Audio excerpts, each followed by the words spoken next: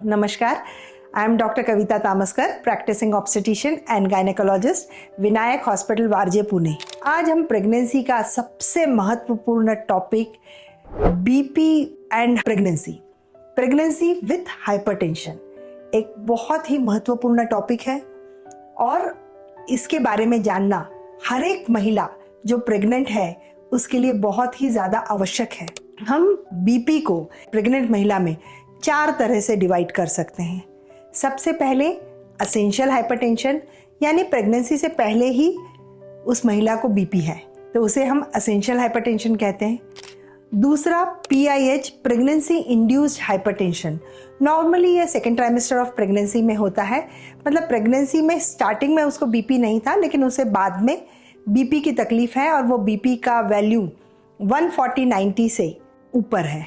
तीसरा pre eclampsia, जब BP के साथ यूरिन में एल्बुमिन आने लगता है तो उसे हम प्री एक्लेम्शिया कहते हैं। और सबसे बड़ा कॉम्प्लिकेशन यानी एक्लेम्शिया, प्रेगनेंसी विथ यूरिन में एल्बुमिन का होना और साथ में कन्वल्जन का आना यानी झटके का आना, उसे एक्लेम्शिया कहा जाता है। एक्लेम्शिया न हो उसके लिए हमें प्रेगनेंसी में स्टार्टिंग से ही ध्यान रखना होता है। अगर माँ में किसी भी तरह का कोई जेनेटिक फैक्टर उसमें है जिससे उसे आगे बीपी होने की संभावना है, मदर का वेट बहुत ज़्यादा है, फैमिली हिस्ट्री है और उसे अगर पहले PCOD का तकलीफ़ रह चुका है, इनफर्टिलिटी के बाद अगर प्रेगनेंसी रुकी है, तो इन सब केसेस में आगे जाके बीपी होने की संभावना होती है।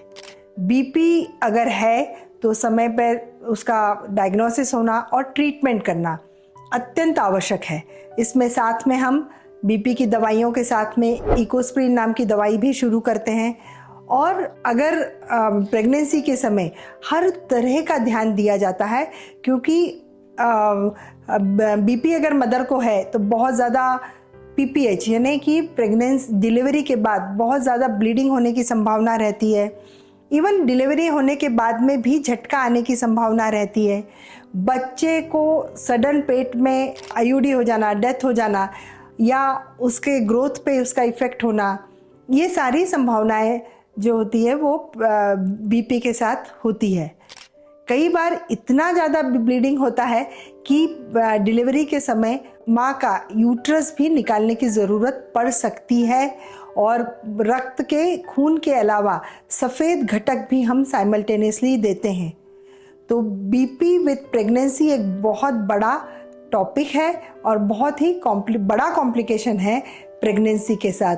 तो शुरू से ही इसका ध्यान रखना, खाने पीने का ध्यान रखना, नमक कम खाना और इस तरह की चीज़ें जैसे अचार, पापड़ जिसमें नमक ज़्यादा होता है वो चीज़ें अवॉइड करनी चाहिए और रेगुलर एक्सरसाइज करना चाहिए, मेडिटेशन करना चाहिए।